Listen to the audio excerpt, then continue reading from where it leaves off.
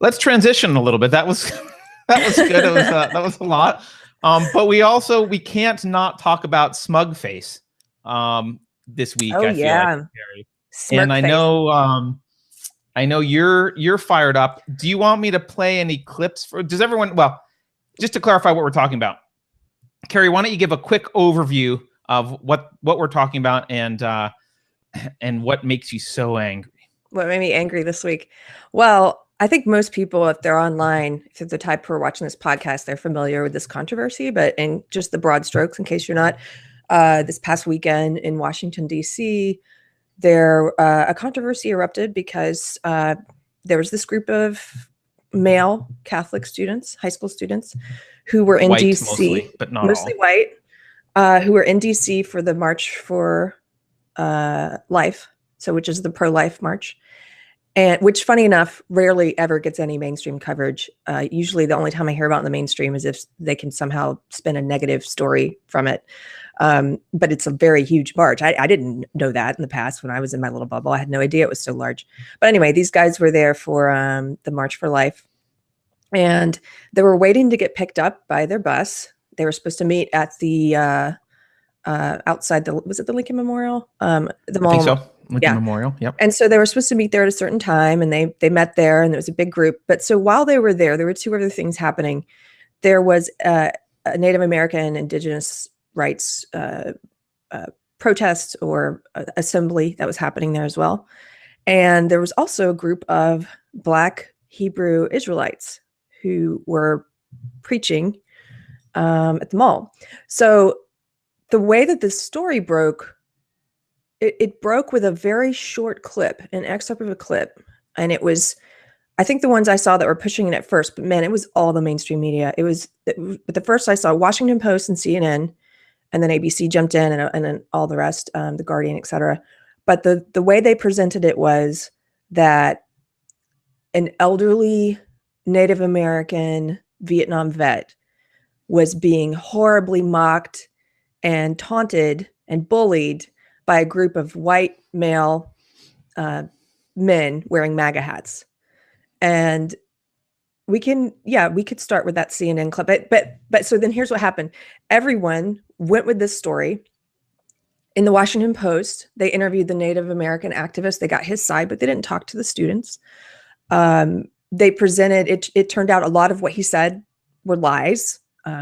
He said that the student got in his face. And so the clip that we see is him in the midst of this group. You don't know how it started or anything, but he's like, the student got in his face and approached him. And first of all, he said he's not a Vietnam vet. That came out later. That's another lie. Right. But they presented it as this sort of horrible story of white men, since we're talking about masculinity, white men being this problem, and this is just a symptom of what's wrong with this country and with white boys, etc. And so then you had this rush of celebrities and journalists, like all of these blue check marks on Twitter, just condemning these boys without waiting for any facts. You had people like Alyssa Milano saying that the red MAGA hat is the new white hood for the KKK, and that until white boys learn to empathize, okay, as if white boys don't know how, until white boys learn to empathize with others, that our country's going to keep going on the tubes kind of thing. You had people like Kathy Griffin chanting, like begging for people to dox these kids to release their private information online, which ended up happening. There was a Disney producer, this is a blue checkmark professional dude, works in entertainment. He put out a photo of a wood chipper with blood spewing out of it and said something like, MAGA kids going face first into the wood chipper. So you had calls for death and violence against these kids from kids is an operative word here, by the way. It is an operative word, from mainstream celebrities, journalists, and congressmen. So the kids ended up getting doxxed. There's actually I didn't share this because I didn't want to put it out there, but there's a big image going around where somebody took the time to screenshot pictures, individual pictures of each boy in the video, and has like numbers with their name and address and stuff. So they started, of course, getting death threats, harassment. They had to cancel a day of schools because of threats to the safety of these kids. But what ended up happening and the school disowned them at first. The school condemned them just like everyone else at first. Their initial reaction was, our students are horrible, basically. Right. And people were pushing for this kid to be expelled. And here's something that I thought was interesting about it, which I wanted to comment on. So a lot of my conservative friends believed the story at first as well. And again, if you just look at the way they presented it, of course your heartstrings are going to be pulled for this Native American elder Vietnam vet who's being bullied by these kids. And so what I actually saw conservatives who were chastising their own side or criticizing their own side and saying, hey, this is wrong. And that was interesting to me because I don't see that on the left very often. So I was like, wow, that's a big difference. They actually try and rein in something that they view as inappropriate. That they view as on their side, but inappropriate. Right. Yeah.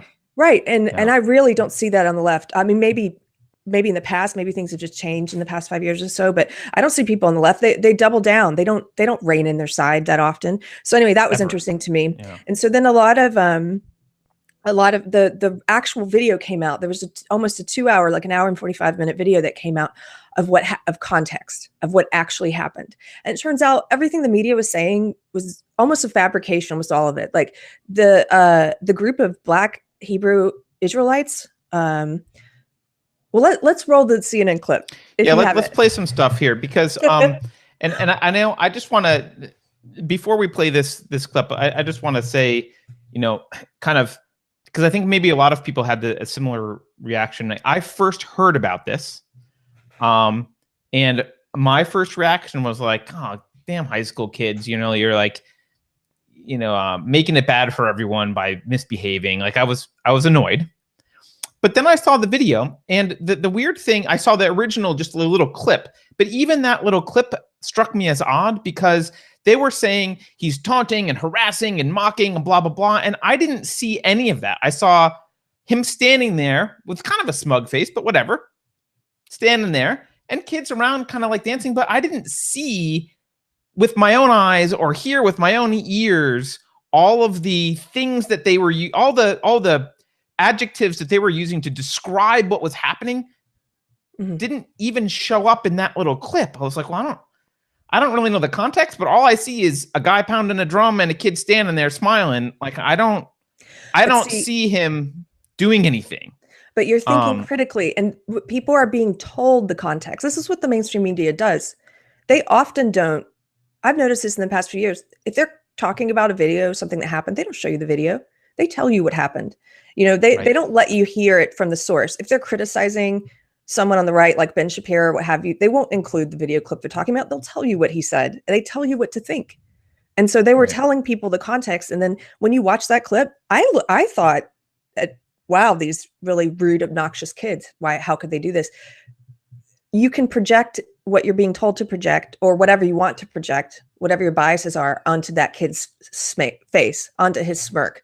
Because now that I've watched it from other angles, it doesn't even look like a smirk to me anymore. He looks like he's nervous and he's trying to smile and trying to figure out what to do. Because I mean, I can imagine, look, we're all in high school. I can imagine you're on a field trip in high school, out in the big city, and there's these very confrontational people around you. Like, you just kind of want to diffuse and like, I'm just going to smile and stand here. Like, I don't know what to do. I'm afraid to start anything. The Native American guy walked into their group beating the drum. So the whole narrative was wrong. He went right into their midst, and this kid didn't come into his face. He went to this kid's face, and then he's beating the drum in the face. Okay. Yeah. Let's play the original clip as broadcast by and talked about by CNN, which is a great representative of mainstream media. So hold on here. You're hearing from a Native American elder and Vietnam War veteran speaking to CNN after a disturbing viral video shows a group of teens harassing and mocking him in the nation's capital. Here's the video sparking outrage on social media right now. Nathan Phillips was beating his drum and singing an American Indian protest song. And this was on Friday on the steps of the Lincoln Memorial when he saw a clash erupting between a group of teenage students and 4 African American young men preaching about the Bible and oppression. So preaching about the Bible and depression. This is, can you still hear me? Yeah. Okay. I can hear you. I Took me wanted a second to get my own video back. Okay. Yeah, I can hear you. I wanted you to stop it there because that part just cracks me up, and it's so. I mean, just it's so representative of how they lie. They characterize the black protesters, the Israelites, as 4 African-American young men preaching about the Bible and depression.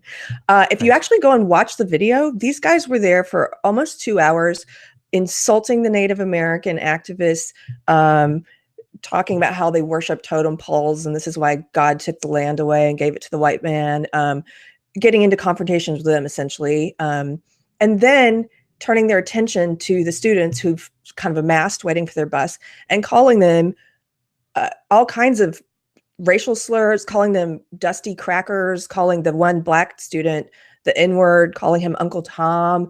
They called them blue-eyed faggots. They called them, I mean, all manner of names. Yeah, it's horrific. Incest children. Yeah, so I wrote down some of the ones that I saw or heard.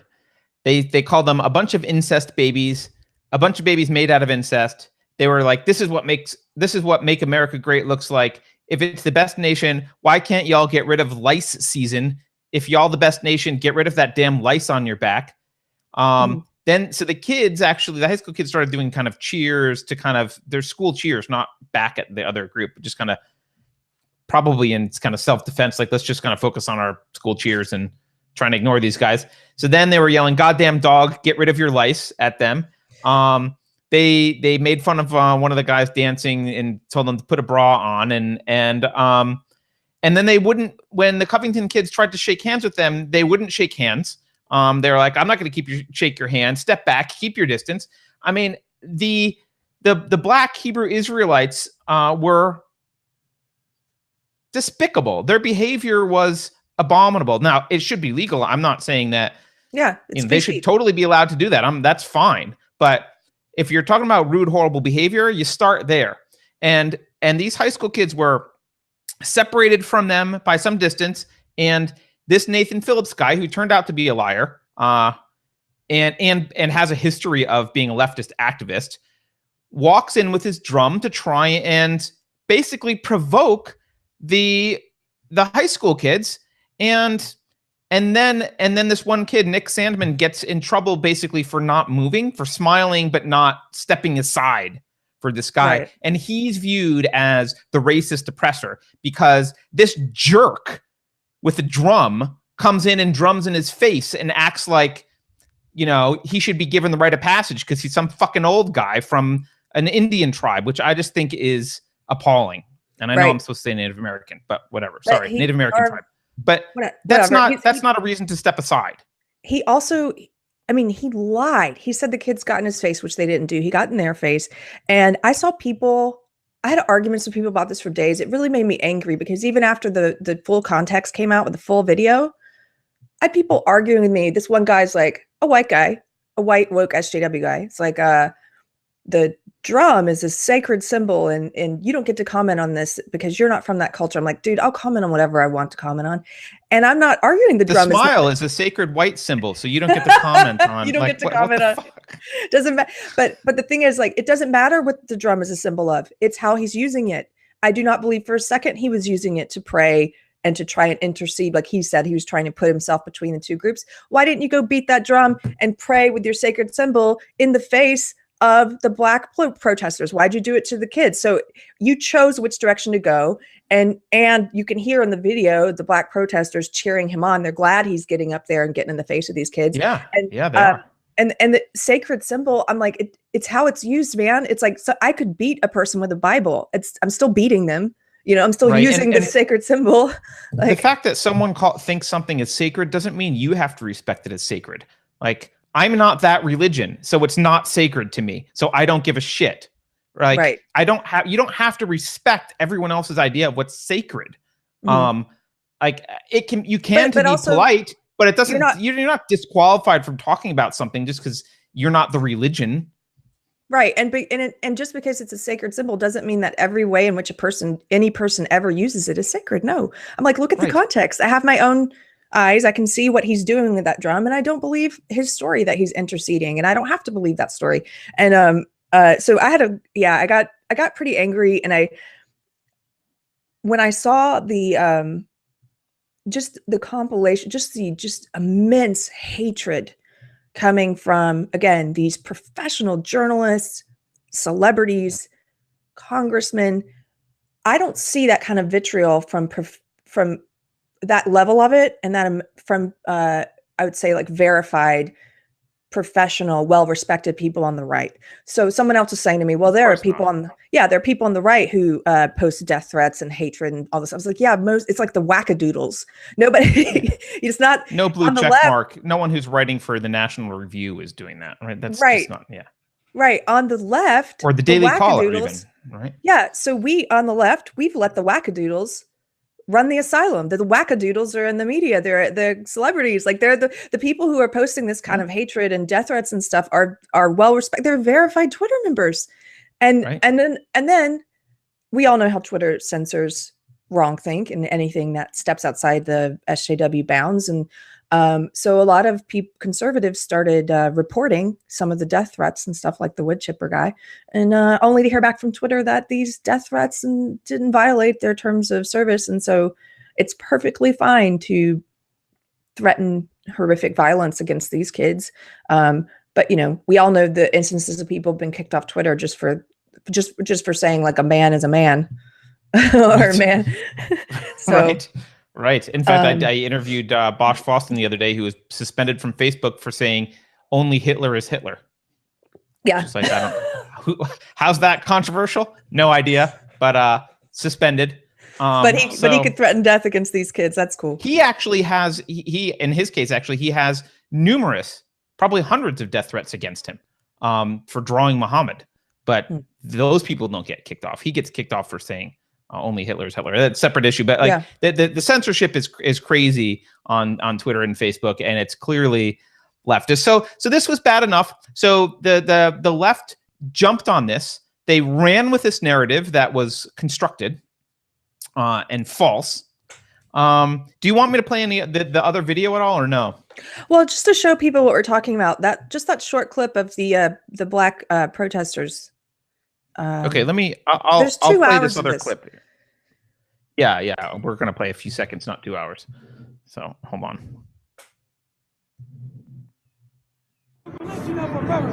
Let's make America great again. A bunch of child molesting faggots. That's right. Just like your damn Donald Trump.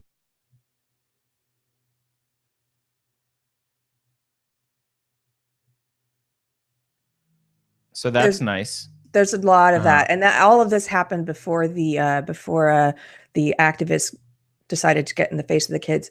I have a few more thoughts on this. So one, okay, here's the adults in this story on every level. I feel like should be ashamed of themselves. So you have adult activists behaving this way. You have an adult who gets in the face of these kids and bangs a drum. You have an adult who goes on the mainstream media and lies about them. You have adult journalists who put the lies on the air and choose to misrepresent what's happening. Oh, there's just a couple of four young black men preaching about the Bible and oppression. Right. No, that's not what's happening. You picture like Mormons with literature in their hand. Right. Yeah. Right. So adults lied about it. Adult journalists lied about it. Adult celebrities and media figures and stuff wished death on these people and called for them to be doxxed. Adults doxxed these kids, put out their private information. Adults threatened and harassed these kids with violence and death. Every step of the way, the adults, I feel like, should be ashamed. And yet we've all focused on these kids. And it's sort of like, I was talking about it with some lady friends last night. It's you have this group of kids, right? You introduce an element of crazy into the group. Okay, so this guy comes in banging the drum. And then we're all judging the response to crazy being introduced into a system. Do you know what I mean? Like, you got this contained group, crazy gets introduced, people react in ways that are not necessarily the best way, but they're reacting to crazy being introduced. So it's like, and we're judging the reaction. Right. And they probably feel threatened. They've been harassed for a while at this point. And this guy's clearly confrontational, right? So he comes in and beating the drum confrontationally, and for the most part, their reactions are kind of normal. Like, some of them are trying to join in. When he first comes over, they start dancing to the beat that he's doing. They're like, okay, we'll join in with your craziness. Now we're on the same side. See, it's like that's an olive branch to him, right? Yeah, and of course, frankly, he deserves to be chastised. So, and even if they did mock him and make fun of him after that, he deserves it. He came in to confront them by beating a drum. Beating a drum is not an argument, first of all. And second of all, it was none of his freaking business. He came in, he started beating a drum in their face, and we're supposed to, the only acceptable reaction, according to the media, is because they're white boys, mostly white, I guess a couple black kids, but the only acceptable reaction is to like what? Retreat and genuflect before some, old lying guy who says he's a Vietnam vet but isn't, and is like some crazy activist who beats a drum for an argument. That's not a thing. Like they don't need to respond any way different than they did. And even after this, so that's all that happened. And then let's switch and talk about what happened after the truth was revealed, because, they went with this narrative. Okay, the blue check mark said a bunch of horrible things. They're bad, horrible people. Alyssa Milano is a horrible, horrible, horrible person, horrible individual. Fine. We know that about her. But they're operating off of a narrative that's wrong. Did the narrative get corrected? What happened when the information came out about the real context? So I was wondering if it was going to get big enough, the pushback and the people on Twitter saying, wait a minute, here's the full video. The first day the full video came out, it kept getting deleted, by the way, which I was wondering, is that Facebook Twitter deleted it a bunch of times. Yeah, it's like they didn't want us to see the full video. But it eventually got big enough that the mainstream media had to acknowledge it. And so they did issue some corrections or follow-ups, right? And then I saw like well-meaning people, and especially some of the conservatives I know who had believed the first version and who had kind of used it as an example of how they need to rein in their side a little. Like well-meaning people are like, oh, I got this story wrong, right? And there were a couple of pieces like that from that point of view, like we got the story wrong. However, the most committed SJWs, it doesn't matter. Like I said, they're never going to correct their side when something is embarrassing. But you're also not talking about the fringe elements. When you say the most committed SJWs, still those blue check marks and writers for magazines like Slate and real mainstream media people. Oh yeah. So what did Alyssa Milano say? Well, her tweet was essentially like, well, let's remember that these guys were wearing MAGA hats and that they were at a march to, subjugate women and take women's rights away. So they're all about bigotry. This started from a place of bigotry. Hold up. You can't pronounce these kids guilty. You can't call them bigots because they were at the March for Life and because they voted for president or they support the president that you don't. You have no idea. What's bigoted is you saying that because they are at a pro-life march and they're wearing a MAGA hat, they're bigots. That's a bigoted belief. You know nothing about these kids. You're judging an entire group of people. You have no sense of what you're talking about. And so that's what became the doubling down started there. And actually, let me just read this tweet to you really quickly.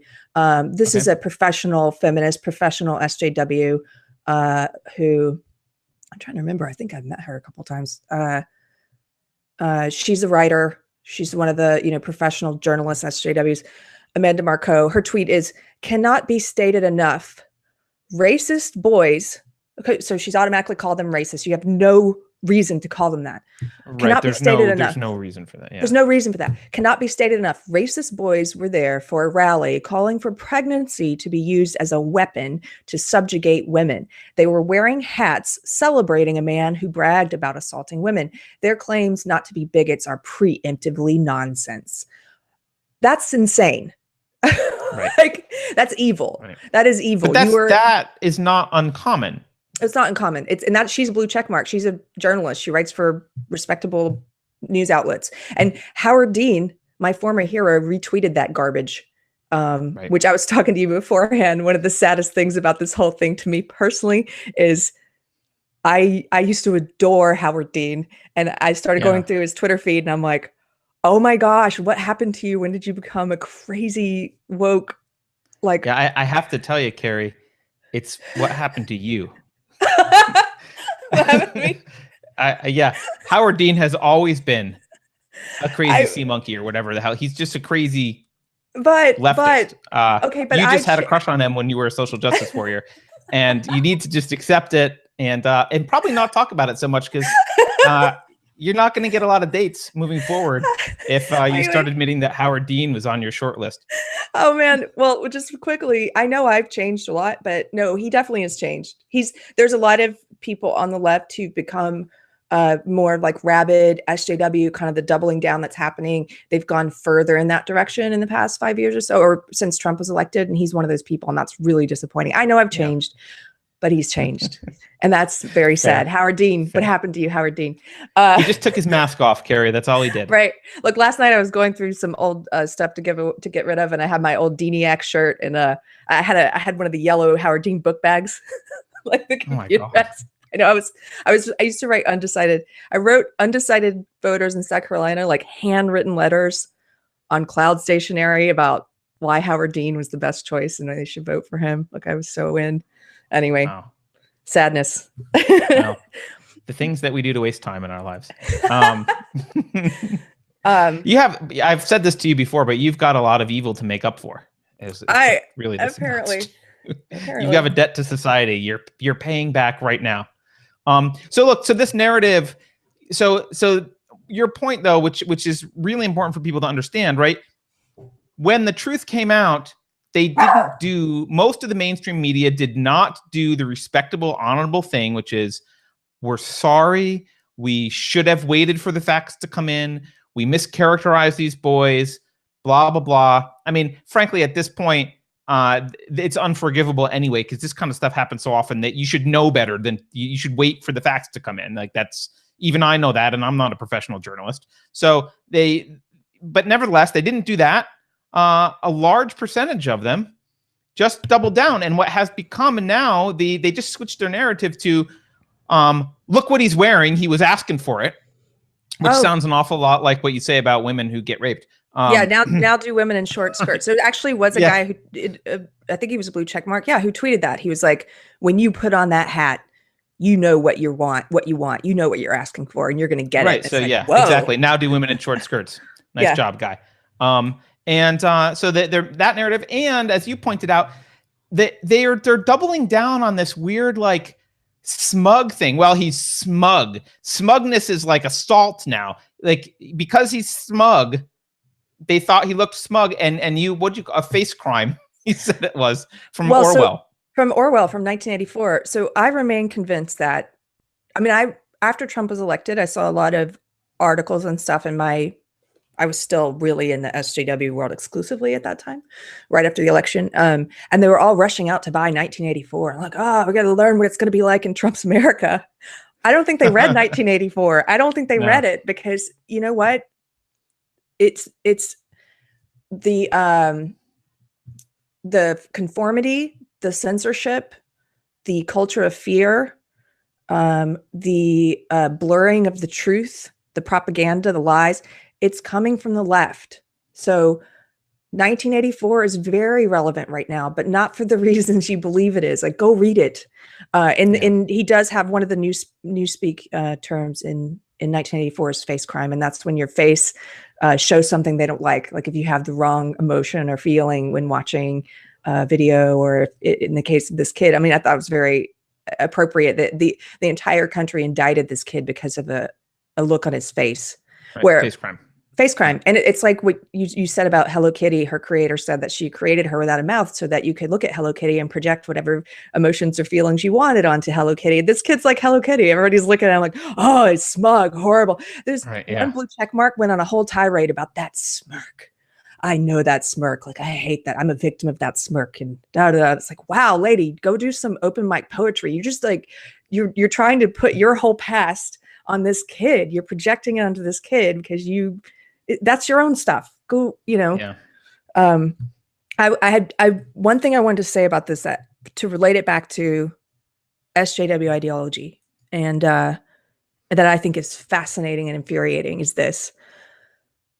In a conversation with some well-meaning people yesterday, they were, and these are white female SJWs, or at least people who subscribe to a large part of the SJW ideology, right?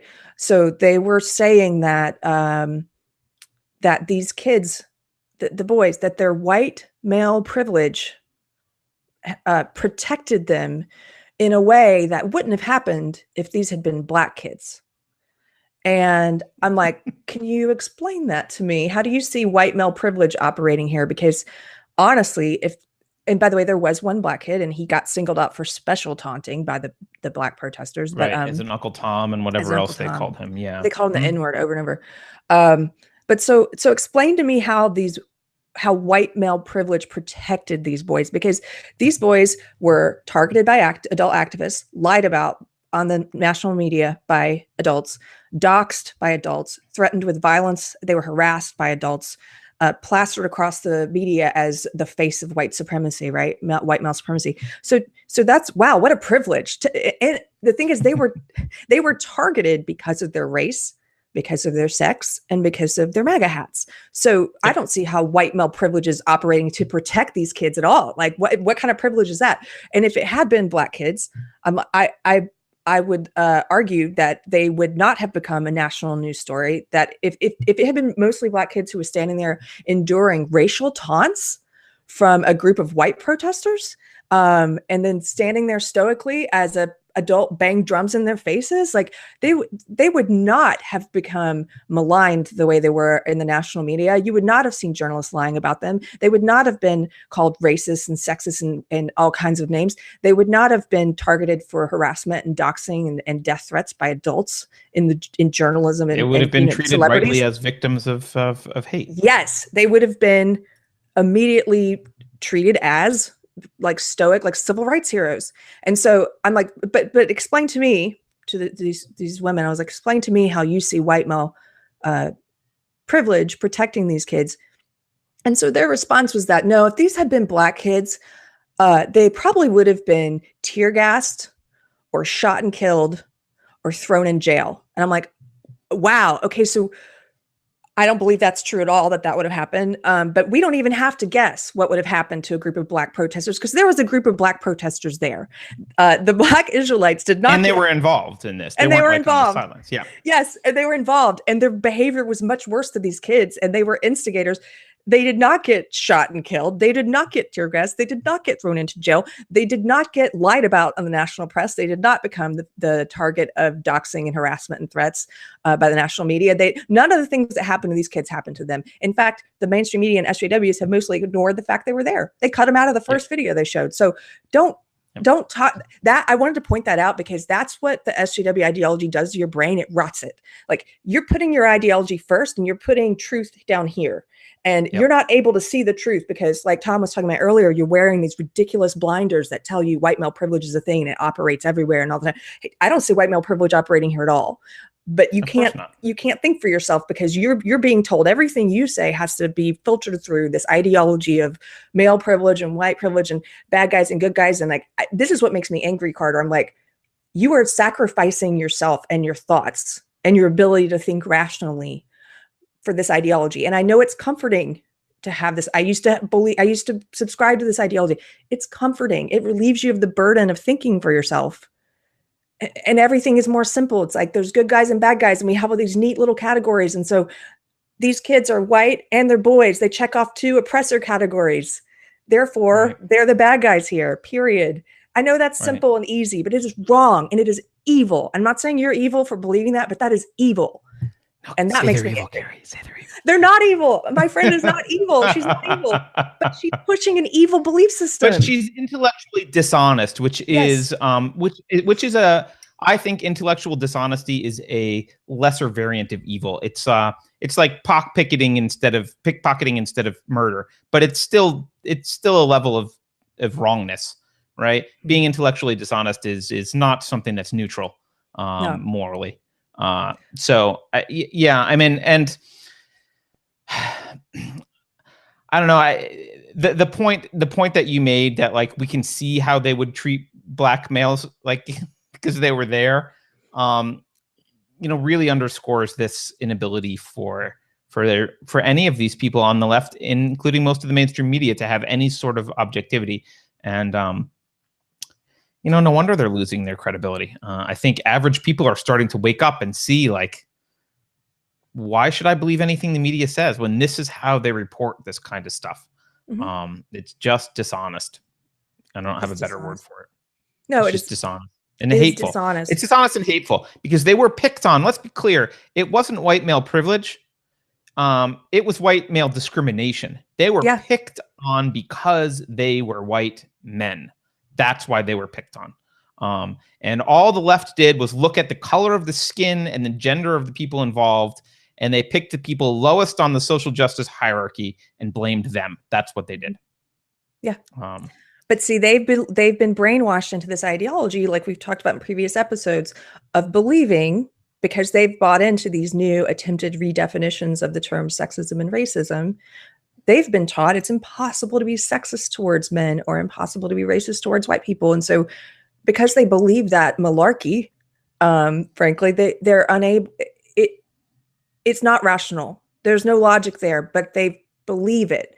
It's an incredible amount of faith. And it is brainwashing. And so, no, my friend is not evil, but she's been brainwashed. She's bought into certain tenets of this belief system, and it is intellectually dishonest. But she's also deceiving herself. Like when I believe, it's not healthy for her either. Yeah, absolutely. When I preached that stuff, I was self-deluded. I was deluding. I locked my brain up in a cage, and I went out and preached the tenets I was supposed to preach. And I would have been like her if I were still in that belief system. I would have been trying to twist this around and force it through my ideology so that I could attempt to try and articulate it in a way that made sense. Because that was my job. I felt, to try and make sense of this belief system in the face of truth. Yeah. But, and look, I think that the real red flag here for finding people that are really avoiding thought is people who didn't change their position. Like, I can be angry at the people who jumped on, right? And piled on these kids and called them a bunch of names. But then when the truth came out, retracted at some point. We're like, okay, I was wrong. Oops. You can respect that because they changed their position. They indicated that, like, they're willing to kind of self-criticize and be like, okay, this is what I thought before. That narrative turned out to be wrong. Reality is more important than my ideology. I'm gonna say oops on this one to some degree. But the number of people who didn't say oops at all and just doubled down, those are the red flags, right? Those are the people that aren't thinking. They aren't thinking. They've got their eyes closed and their ears shut, and they're just having temper tantrums and they're not thinking. And I don't know if you can reach those people at all. I don't know that they're reachable. I think people just need to start ignoring them because their opinions are worthless. Yeah, they're ideologically possessed. I mean, that's a phrase I've heard probably Peterson and others use, but it's like they are possessed by the belief system. It's like that Carl Jung quote about people don't have ideas have people. Their ideology has them. They are puppets they're mouthpieces for this belief system. And yes, the ideology supersedes everything else, including their own principles, including truth. It becomes the most important thing, and that's their God. That's what they serve, is this belief system. That is their master. And Girisha Jean in the chat says that is complaining that, like, sometimes people will default to the middle ground even if you try and correct them, and they'll just kind of say, the quote is, "No, I haven't watched the video, but I think the truth is probably somewhere in the middle," right? And that's just laziness and cowardliness, right? Because frankly, it is scary to realize that, what you did, I'll say switching sides, but like giving up the SJW ideology, stopping drinking that Kool-Aid, and thinking for yourself is scary, and having an opinion that might be viewed as contrary to what the friends around you have is a scary thing to do, and it is confrontational. And I think the middle ground is that's just someone signaling that they're too afraid to have confrontation in their life. They're trying to please everyone, and you can ignore them as well because they have no influence on anyone. They're the person who just tries to make everyone feel happy, and they don't have a well thought out opinion, and they don't have any influence. Yeah, well, I tend to think nowadays, and the way I look at things now, that when somebody says, when they preface an opinion with, I didn't read it, but, or I didn't watch it, but I don't need to hear anything you have to say, dude. You don't know what you're talking about. Like, go watch it. And then you can still disagree with me, but you will have watched it and your opinion will be based in something.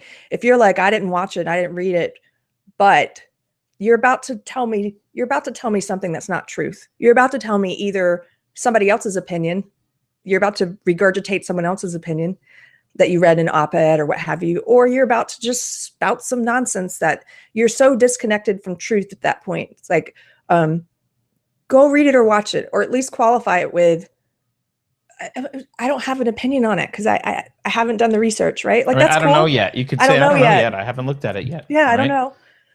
Which is why I think it's just why maybe the news media has a hard time doing this, right? When this story was happening, I was doing other stuff in my life and I didn't have time to like sit down and look at it and write an article and sort through anything. I basically had time to like do one tweet a couple days later. That's all the time I had to devote to it for a while. And so I just didn't say anything about it, right? But if you're in the news media and you're worried about being the first to quote break news, then you kind of feel like you have to say something right away. You've got to present it right away. The more sensational it is, the better. And so, I don't know, Keri, maybe we're moving away from an era. Maybe we should be moving away from an era where breaking news matters and correct news is more important than breaking news. Because news breaks all the time. It's on YouTube and Twitter. Like, things are always out there before CNN can get a hold of it. Maybe what companies like CNN should be focusing on is saying like, hey, we know the story's out there. We'll report on it when we have the facts. Right. Yeah. Of course, that's not what they want to do. They're never going to do that because they know that clickbait sells. And I mean, look how big this story was for them. This story was huge for them. Even with the embarrassment, we would hope it was embarrassment of having to retract things or correct things, they would do it again. And they didn't learn their lesson because a couple days ago, some girl on Twitter, I don't know if you saw this, some girl released a 7-second video. And she said, I was in DC and I'm tired of like these corrections that are happening, making the Covington kids look like they weren't the bad guys because they were. And I interacted with them and they yelled at me. And here's a video. Did you see this? So, I didn't see this. No. So this is a girl who, so she released a 7-second video. Again, were they bad guys in this video? Yeah.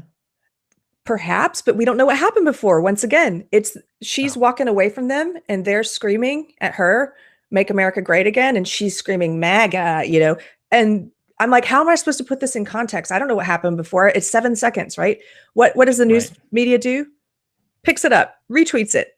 The Covington boys were yelling stuff at this girl. Supposedly they called her slut, which you can't hear in the video. They ran. They didn't learn their lesson at all. They took a 7-second out of context video. They took this person's word for it and then started running with it as truth. And I think it had like 100,000 retweets in one day, people putting the story out there. And I'm just like, no, they're not going to learn their lesson. They're always going to run with the salacious thing that gets attention. Right. And they don't care. And they pick the salacious things that fit their narrative and their social justice view of the world. Yeah. So those are the salacious narratives they run with, and those are the things that they and frankly they justify it to themselves. I mean, because I've heard reporters say this, well, we issued a correction. It's like, yeah, but your original thing had 1 million views and your correction had 10,000 views. Yeah. So like damage done. Damage done. Like correct yourself so you don't do it in the future. Don't just say, well, we issue corrections. It's like that's not that doesn't solve the problem. Yeah. I'm just looking up because somebody pointed this out and I had forgotten about this story, of course, because it wasn't a huge deal in the mainstream media at the time. But they were kind of comparing the reaction to these white male kids just standing there and not really reacting, and how the over-the-top reaction and condemnation of these kids and all the horrible things said about them and how much media play it got compared to a couple years ago. Do you remember in Chicago, the black teenagers who kidnapped the mentally ill white guy and tried to scalp him on Facebook Live? I do remember that. Yeah, and they were saying racist things. I mean, they tortured him on Facebook Live, and they were saying they tortured him on Facebook Live, and they did try and scalp him, and they were extremely racist towards him. They were, and I think they even called him a Trump supporter. I think they used I think they did, but he was like mentally retarded or something, right? Yeah, he was. And so when that happened, I remember, and there was also around the same time a video of a group of 2 or 3 Black people attacking a white guy and pulling him out of a car and beating him and calling him a Donald Trump supporter. I remember those that as things well, yeah. barely got play in the mainstream media.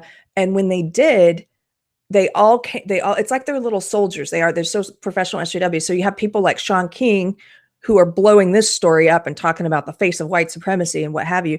And when stories like that came out, he's doing the opposite. He's like, the media focusing on this is white supremacy. Do you know what I mean? Like, it's like trying to make this out to be, this isn't representative. And so they downplay it and it barely gets any attention, but just look at the difference in outrage of 2 different stories like that. And the way that we've convicted these kids, or we were so quick to convict these kids in the court of public opinion because of their race and their sex and their political opinions, versus not wanting to touch or talk about actual crimes that were committed. Right. I mean, yeah, one's a heinous, violent, savage act, and the other is a smirk. Yeah. And this is racially motivated over here, but because we've been convinced you can't call that racism, let's not touch it. So, yeah, it's, Keith points out in the chat, he says on this issue, one side is right and one side is wrong, but the middle is always evil. He's paraphrasing Ayn Rand. I think the quote actually, Keith, is crap. It's something about poison. I don't remember.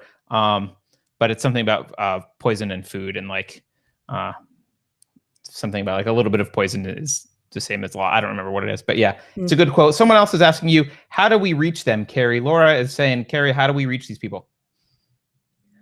Well, I saw somebody responded, said, spread the podcast. Yes, please spread our podcast. I mean, the point of this podcast, as it's evolving, I think, is for us to try and make sense of this belief system for not just ourselves, but for people who are still in it, if they're open to listening. People who believe some of these tenets, but are not evil, who are not the ones with bad intent, maybe they'll listen and something will explain it in a way that they haven't heard before, like why the whole redefinition of power plus prejudice is wrong. Maybe it'll get through. I don't know. The other thing I'm trying to do with it is just like, we want to explain this ideology for people who are just now coming into contact with it. Maybe their kids are in college, and talking to them about some of these white male privilege and all these different phrases, and so that they're prepared and they know what it really is and what it and what it's not something to be ignored. Yeah, it's being sold as something it's not. It's being sold as liberalism, and it's being sold as anti-racism and anti-sexism, and it's not. It's the opposite of all those things. It's illiberal. It is sexist. It is racist. It is not what they're telling you it is. So I would say, yeah, spread the podcast, but also just don't be afraid to challenge people. I mean, I know we do live in this culture of fear right now. It is coming from the left. Even as we were talking about with Tom Golden earlier, how people in that group of psychologists were messaging him privately and saying, hey, I agree with you and thank you for sticking up for men and boys, but I'm too afraid to support you publicly. Wow. Well, so that's happening everywhere.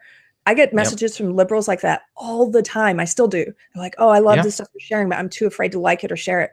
I understand the fear. The fear is real, that you could lose your job or lose friends or what have you, but do as much as you can, then speak as much as you can, because the more, and if you do so from a place of compassion or trying to have compassion, like I'm really angry right now, but I still will try and stop myself. Like, don't let yourself in these conversations, let's say you're trying to talk to an SJW, don't let yourself engage in behavior that you think is wrong and that you would not want them to engage in. So if they start calling you names, don't call them names back. That's ridiculous. It's not going to go anywhere. Make your behavior model what you would hope that they would be able to see. The way that you're behaving is a better way of interacting. And sometimes you can diffuse it with them just by simply taking their abuse and not returning it. You can point out what they're doing. I do that all the time. Like, I'm not a wuss. I'm like, oh, I see. Okay. Ad hominem attacks. Great. Can you try addressing what I said though? Whatever. Yeah. You're calling me names, but let's focus. You can also ask questions, right? And sometimes if you're kind of afraid to say that you disagree, you can kind of, because their system of belief falls apart if you just ask the right questions, right? So you can be like, well, why is that? And what about this? And what about that? And gee, you can kind of play dumb and be like, well, I haven't thought about it that way, but what about blah, blah, blah, blah, blah. And just like, if you can get them to start struggling and see contradictions, you know, maybe they won't change their mind on the spot, but maybe they'll kind of go think about it later and realize, like, I don't really have a firm grasp on this like I thought I did. Or maybe they'll be open to actually, you know, having a larger conversation at that point. I don't know. Well, research has shown that people, I'm trying to remember what the study was, but essentially it's people, people with irrational beliefs, when they're presented with counter evidence, double down on their irrational beliefs. That's the study. Sometimes that's one study. No, I'm thinking of something different though. Oh, no. I'm thinking of, okay, so people always have a why, or it's much easier for them to have a why. Like, why do you believe that white male privilege exists? And they'll just spout out whatever. But if you ask them how things work, or how to end things, or sometimes it's harder for them because then they have to actually try and turn the wheels a bit. So I don't know if I'm explaining this correctly, but people have opinions, and it's like, great, I know what your opinion is. Now explain it to me. Like you said, just asking questions. But well, here's a great example. So someone who believes in open borders, right? And you ask them why. Well, I believe in it because I'm compassionate, and I believe anybody who wants to live here should be able to live here with no process. Whatever. So how would that work? And how many people should there be a cutoff or not? Like, then they have to actually start thinking about how to implement these ideas that they have, and that's a little bit harder. No, I think that's great. Why is a great question to ask. Why and how are two great questions to ask, right? And why and how? Why, I mean, I think for a lot of people, their why is often rooted, whether they admit it or not, their why is usually rooted in some personal psychology, right? Like, why do you hate men? Because my dad left and he was horrible. Okay, well, I mean, that they're not going to say that outright, but it usually amounts to some personal issue. By the way, Keith, I remembered the quote. It's because it's in a great quote. I'm pissed that I flubbed it before. It's an awesome quote. It's in any compromise between good and evil, only death can win, which I think is a beautiful quote. But I like that. Yeah. So one other quick thing is if you do attempt to have these conversations online, again, just really keep your behavior in check, and don't name call, and don't engage in logical fallacies if you can help it. Because the other thing is, if you're talking to a really committed SJW, like someone who is ideologically possessed that we talked about, it's almost more important for the people reading. It's not really, even if you know you're not going to reach this person, there are people reading. And I also get comments from people all the time who were just reading along, and I had no idea. And they're like, wow, I really liked what you had to say there. You can win people who are maybe potentially going to be swayed by this belief system.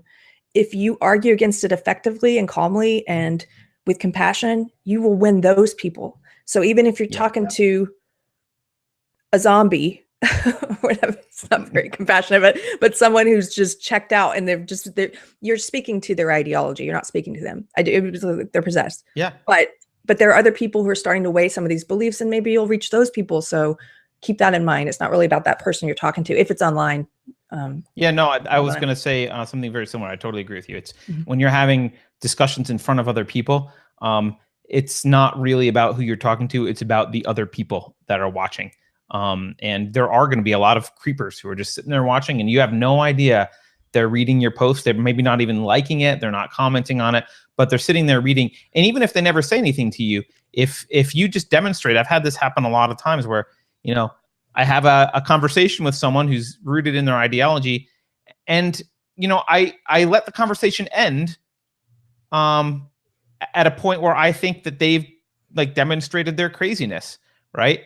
And I'll just let it go, because I don't have time to keep arguing forever, and I'm not going to win because they're ideologues. But anyone coming along and reading and can get to that point and says, gee, this person got crazy. And you can just step out. They end up looking back. Don't go tit for tat with them. Just step back, because after like you're saying, Carter, once they've demonstrated that craziness, it's like you don't have to come back and suffer that abuse anymore. You can just walk away, be the bigger person. One friend said once, which I love, sometimes I'll do this. You can tell some people who they like to get that last word or whatever that shit, you know, when they want to be right. And I saw a friend once say, you know, he made his final point, and then he said, "Now go ahead, have the final word if you must." and of course, the person had to have the final word, and he never came back. I was like, "Oh, that's a great way to end it. If you want to bow out and be like, okay, go ahead, have the final word. Goodbye." Yeah.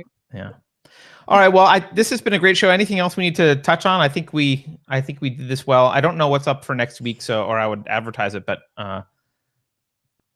yeah. I'm Anything sure that we need to add, Keri? Something will probably happen between now and then in the media. Yeah. Anything to add? Let's just end on Tom's message, which is men are good. Men are not some illness that needs to be corrected. Men are good. All right. On that note, which I won't disagree with, thank you for watching. You can follow us at Unsafe Show on Twitter. You can go to unsafeshow.com. You can go to youtube.com/unsafespace. Keri, we've got a couple different Facebook pages. We have a Deprogrammed has a Facebook page. And Unsafe Space. Does. Yep. So you can do that. So, also your favorite podcast app, just search for Unsafe Space, and you can listen to audio versions of all these. So thanks for watching. Please, honestly, for us right now, the most important thing is just share this content. We need to get more and more subscribers and get the message out. And if you want to help out the show, that's the best way to do it. So thank you.